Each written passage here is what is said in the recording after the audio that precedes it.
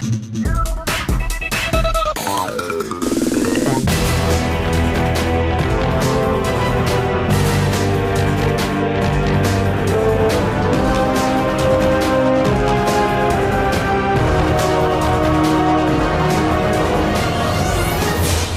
up YouTube, Dow here from Z4 Games, and today I am bringing you an update to Ancient Warriors.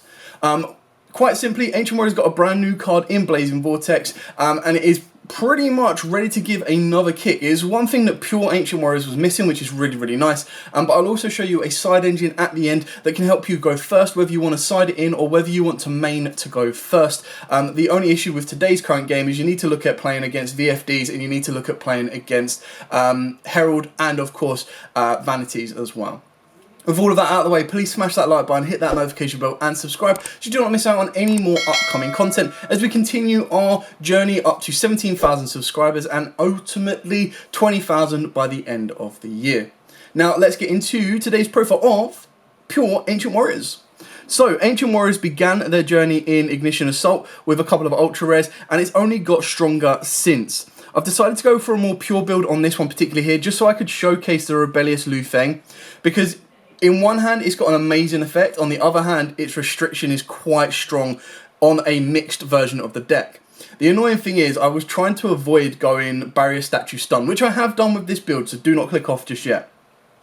The only issue is, Lu Feng actually works better with the Barrier Statue version, but we'll get to that in a minute. So, let's get into today's profile of Ancient Warriors. So, we'll start off with the three ofs at this particular moment in time, and then we'll go on to all of the big boss monsters. So, you've got triple Yugioh. Now, Yugioh is your main wind monster in the deck. So, ideally, again, one thing that Ancient Warriors all rely on is they rely on your opponent controlling more monsters than you do. So, while you control another Ancient Warrior monster, your opponent's monsters cannot target this card for attacks, which is kind of cool. You can only use each of the following effects once per turn. Ancient Warrior Yugioh once per turn. If your opponent controls more monsters than you do, you can send one card from your hand or field to the graveyard, special on one Ancient Warrior monster from your deck except himself. When an attack is declared involving another Ancient Warrior monster, you can draw one card.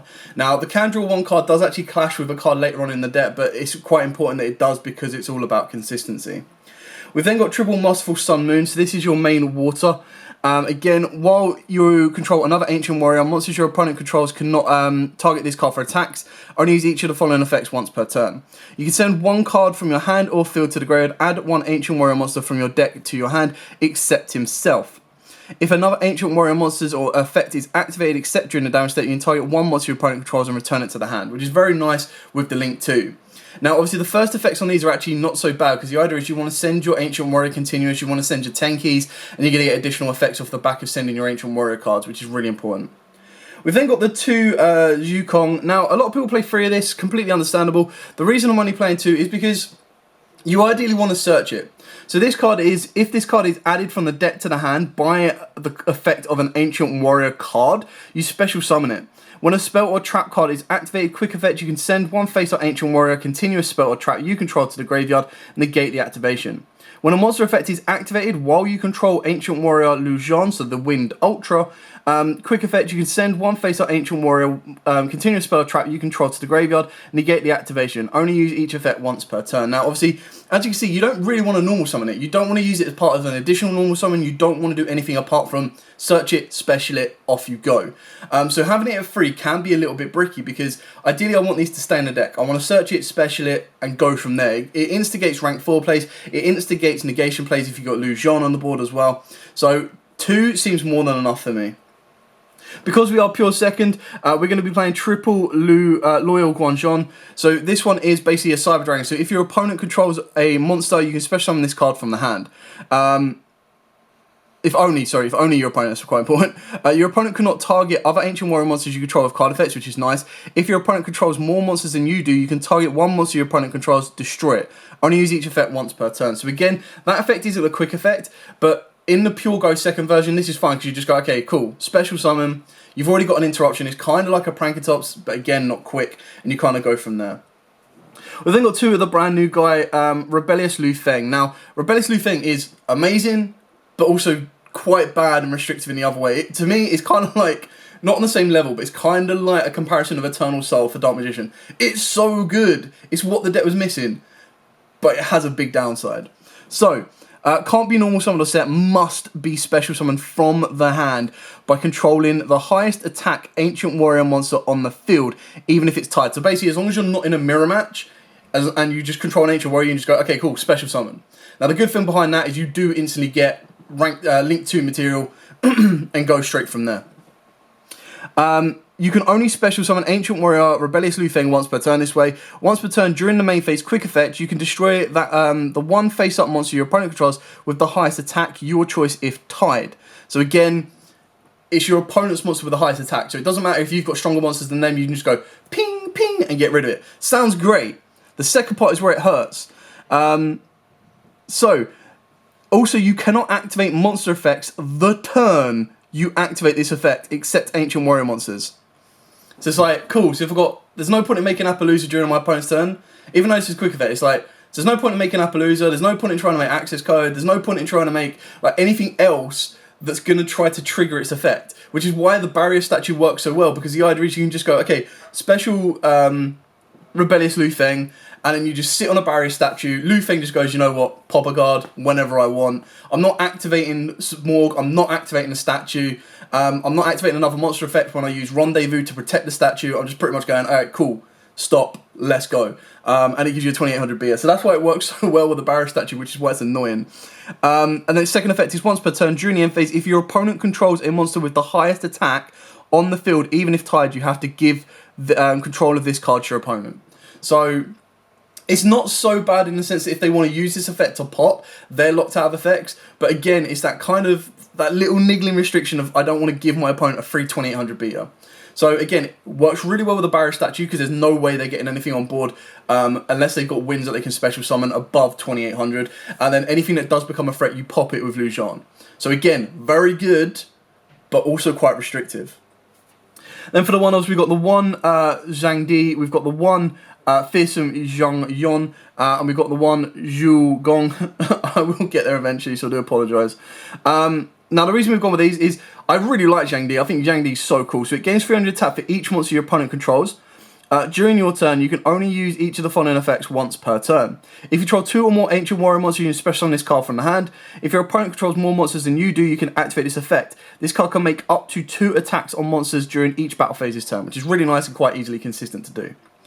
Zhang Yon, all other Ancient Warrior monsters you control cannot be destroyed by battle. Nice. You can only use each of the following effects once per turn. At the start of the damage step, when your Ancient Warrior monster battles an opponent's face-up monster, you can special summon this card from your hand, and if you do, that opponent's monster loses 1000 attacks. So it allows your little Ancient Warriors to kind of beat over and get the destruction. If a card or cards your opponent controls is destroyed by battle or card effect, you can target one card on your opponent's controls and destroy it. So he ends up giving you a double pop, which is really nice. And then your Zhu Gong, type 1 continuous spell or trap you control, send it to the graveyard, and if you do, add 1 Ancient Warrior spell or trap from your deck to your hand. If another Ancient Warrior monster's effect is activated except during the damage step, you can target 1 effect monster your opponent controls, negate its effects until the end of the turn. So the best thing about this is you send your Tenki in, you basically trade your Tenki in for a Ancient Warrior spell, which some of them, when you get to them, the paths and visits, so good. Because we are a pure go second, Prankatops, because you just go, okay, cool, Prankatops summon, what are you going to do? The only issue with Prankatops is if you got Prankatops and Lu Feng, you've got to be very, very careful because you can't activate both effects. So you're ideally using Prankatops as a beta, or you're going to be using Prankatops if you can't get into Lu Feng. So you've got to be careful on it, but it can work nicely. For the hand traps, we've got the Gamma package. So the reason I've gone with the Gamma package is because it's offensive and it's defensive. It's quite destructive against your opponent. It's very good against VFD as well, and that's one big thing that you need to worry about. At this moment in time, like when the ban list, if the ban list changes it, then you know you don't need to worry about it so much, but it does give you something to go off of. And then the one thing that this can do is even under VFD, if you're locked under VFD, if they've got 2 VFDs or something, you can still sync it. As long as it resolves, you still sync it into an Omega. You can still rip one from your opponent's hand during your opponent's turn. You still have the ability to special summon Lu Feng. And then as long as you don't use both effects of Lu Feng and Omega during your opponent's turn, you're good to go. And it just gives you a bit of consistency to go back and forth. Now, it does take up 4 spots, so the other options you have are like Imperms, Ghost Ogres, anything like that. Then got double Ash Blossom, and this could be bumped to 3 if you want. I've just gone with 2 for now, purely because on the fact that, because I'm a pure go second deck, and the idea is I want to break my opponent's board, I don't mind them going off.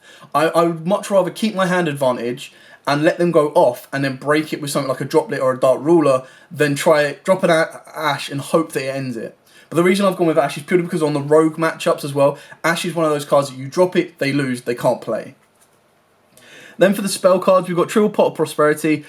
This to me is better in the deck for this particular build than Extravagance, but Extravagance is another option for you. Another engine that I was considering putting in here was a Kaiju engine. Again, the only issue with that was purely about going second. If I'm under VFD, it's pretty much obsolete. Like, the best thing I can do under VFD is I can go Interrupted Kaiju Slumber, clear the board, give them a Kaiju, I have a Kaiju, but then at the end of the day, they just activate the trap, pop my Kaiju, and then I've given them a free 2200 beater. So it has its positives and it also has its negatives, which is why you work with it. The reason Prosperity is so good is because our extra deck, there's only like 3 or 4 extra deck cards that are staple that we have to rely on. Most of our monsters are our main deck beat monsters, and they're the ones that can win you the game going second. So Prosperity is there to kind of help get you to either your combo pieces, it can help get you to your negators, it can help get you going, which is why we choose to play this. But again, like I said, Extravagance is another close option for you as well. Triple Forbidden Droplet, again, I know it's expensive. The closest alternative to this is Dark Ruler No More, and of course you've got Imperm. Now the reason Droplet is slightly better is because this deck can go off with like 2, 3, sometimes 1 card combos. So as long as you get the right cards, you can go off and do what you need to do. Droplet is purely there because if my opponent has double VFD, if my opponent has Herald of Perfection, if my opponent has Vanities, this one card deals with all of those lockouts, deals with all of those issues. Now obviously if my opponent doesn't have those, if I'm not going to face those at locals, you can take these out quite easily. You put in Imperms, you put in Dark Rulers, you can put in Kaijus. Now again, Dark Rulers are really good against Drytrons because you can just turn off Vanities, turn off Herald, and you don't really lose anything, you just can't do damage, and that's where you can then build your defensive board and start picking your opponent's board apart with your monsters. But facing a VFD, annoyingly, and I'm sorry guys, but if you face a VFD and you can't turn it off and you're locked under VFD, the chances are you're going to lose the game.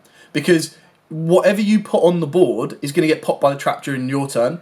And if you put 2 cards on the board, one's going to get popped so if you put a back row on there, the back row is going to get popped during your turn, and then the monster is going to get popped during your opponent's turn, and then they're going to go VFD, VFD, and Chen for game. So you do have to play around with it a lot.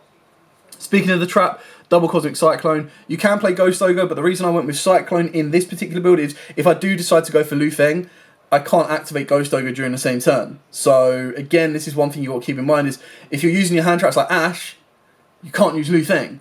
So it's really, like, the fact that it's not like you can't activate other card effects on the field, like other monster effects on the field, it's literally you can't activate other monster effects to turn, and it's just like, you're killing me, bro, you're so good, but you're killing me.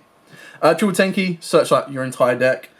Triple Path, not Path, sorry, 3 visits. So during your main phase, if you normal or special summon an Ancient Warrior monster, you can target one of those monsters and add one Ancient Warrior monster with a different name from your deck to your hand. Nice, that is where you add, the names all kind of merge together. Where is he? There he is. This is where you add Yugioh, and then Yugioh can just special himself. I've just made an absolute mess of that, apologies. And then if this card is sent from the spell and trap card zone to the graveyard, you special on one Ancient Warrior monster from your hand.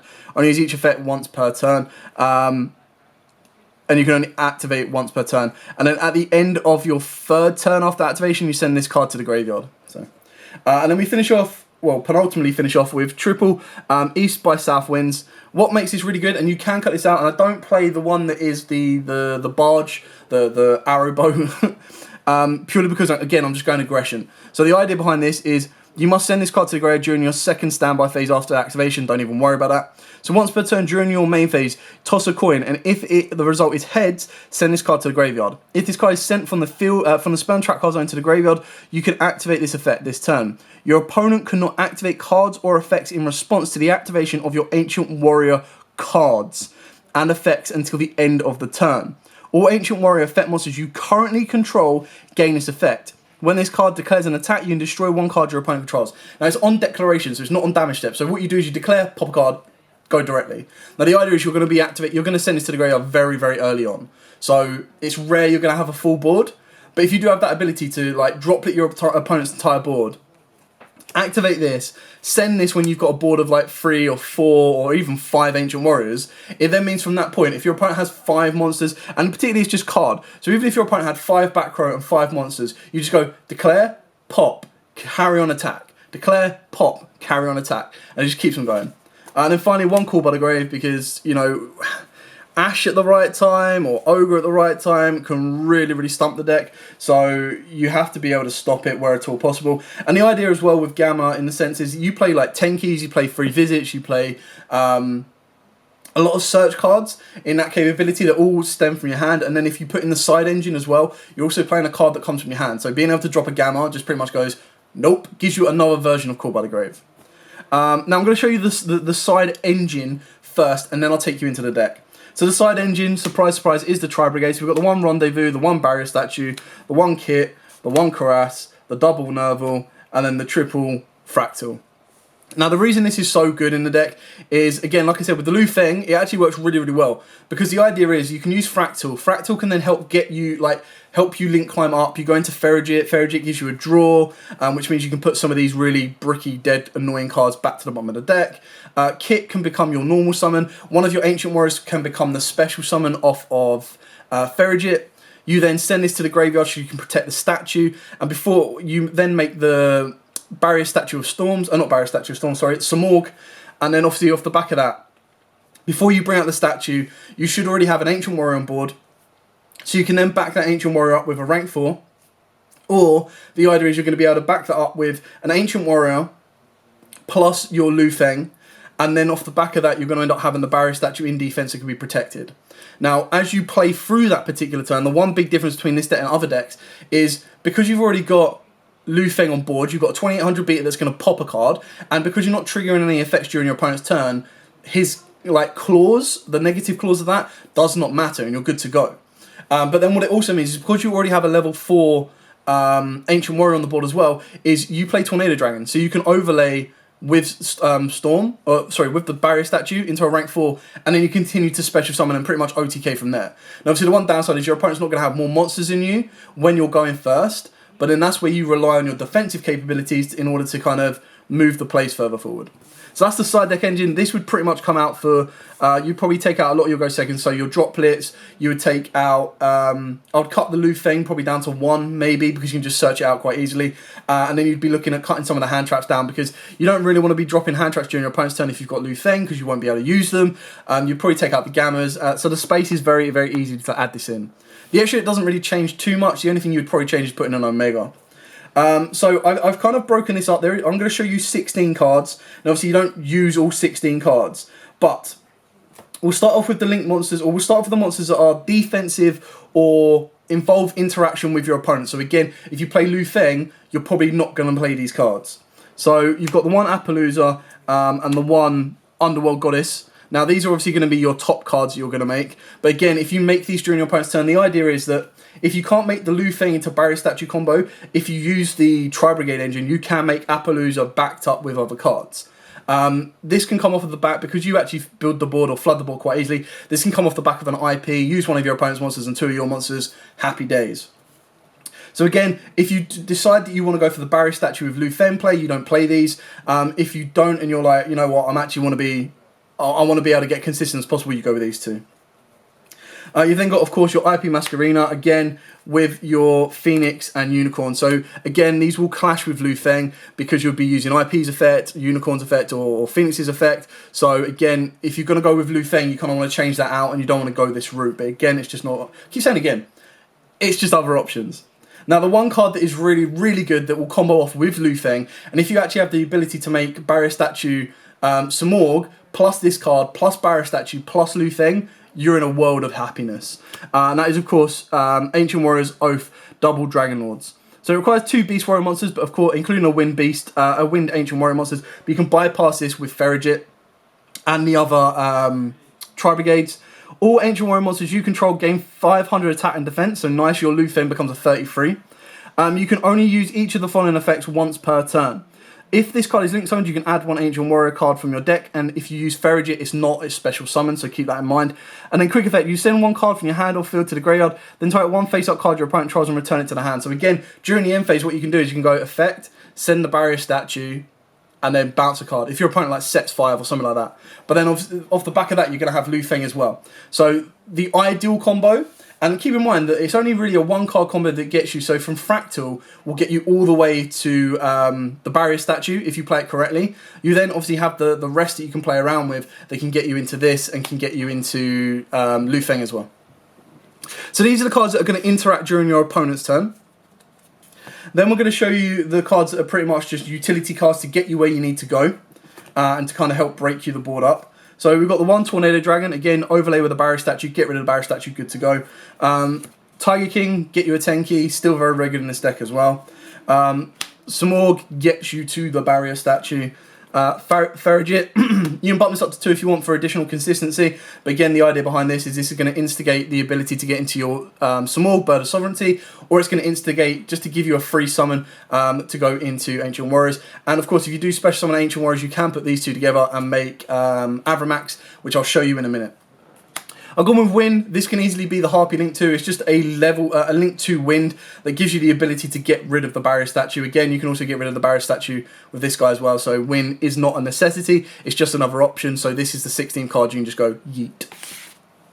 And then we're going for the high-level boss monsters, the aggressors. Now, I've got way too many in here. I've got 4 at the moment. You don't need to play all 4. Again, these are just showing other options. So alongside Avramax, we've got Zeus, because Zeus can then be defensive. It goes on top of your Tornado Dragon, or goes on top of the Tiger King, but again is not needed. You've then got Boral Sword, which is probably the more cheaper option, but also the more effective option as well. And then you've got Access Code. Because you're playing the Nightmares, you can climb up into Access Code. If you decide to take the Access Code out, the Nightmares out, Access Code easily becomes Avramax. And the last one, because you play a lot of high levels, you've got the BLS Soldier. This can actually be very, very useful in certain matchups. So it does give you that other option as a boss monster. Again, these are all just alternative options. If you've got them, play them. If you haven't, you don't need to worry about it. The extra day is pretty much free. So off of the back of the Prosperity, most of these will go, because most of my boss monsters are already in my main deck. These are just backstage kind of alternatives. The only ones that you'd kind of want to keep off of playing your Prosperity would pretty much be these ones here, because they're the ones that are going to pretty much get you everywhere you need to go. You've got bounce effects, you've got boost effects, your main deck monsters are all going to be boosted high enough. Your Ferrigit just instigates the ability to get to this, or to get to Bird of Sovereignty. Now, if you're going to main it, then obviously Bird of Sovereignty would come here. If not, and you're not going to rely on it, you can actually take Bird of Sovereignty out, because if you're not going to go for your barrier statue, you don't need to worry about it at all. You can, of course, instigate the Eternal Loop combo as well, or the Eternal Negate combo. Personally, not a massive fan of it, so I wouldn't advise putting it in, but it is an option that you can put in as well. And that is it, guys. So a very, very long profile, but I hope I've explained everything in depth for the particular reasons of why I've built it the way I have, and my kind of, not reservations on Lu Feng, but how Lu Feng is really good in one hand, but quite restricted in the other, because it dictates the rest of the plays that you make. So it's whether you want to save his effect for during your turn, which is what you're going to have to do going second, which means you're only going to be able to use Ancient Warrior effects, or if you're going to use his effect going first, which means that you're going to want to make sure that during your opponent's turn you're not interacting with them unless you're using Double Dragon. Anyway, thank you so much for watching. Smash that like button, hit that notification bell, subscribe so you do not miss out on any more Yu-Gi-Oh content coming from the channel. As absolutely always, guys, stay safe and happy dueling. Yeah.